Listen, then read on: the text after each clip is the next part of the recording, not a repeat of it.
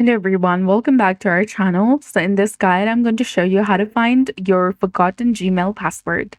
It's frustrating when you can't log in on a different device or even your current one. So this often happens because once you're signed in, you're rarely asked for the password. So you don't think about it much. And here's what to do.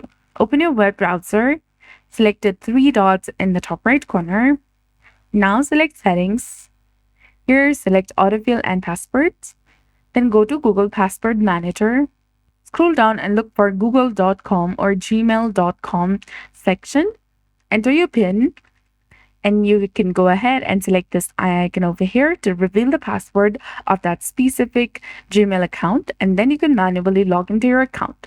Another thing you can do is you can go to google.com, click on the profile picture icon in the top right corner of your screen, then select Manage Your Google Account option. From the menu that appears, select Password Manager. Now look for the site google.com. Click on it. Then you can tap on this eye icon over here, reveal your password, and start using it. So that's it. I hope you found this video helpful. If you did, please like, share, and subscribe. Thanks for watching. We'll see you again in the next one.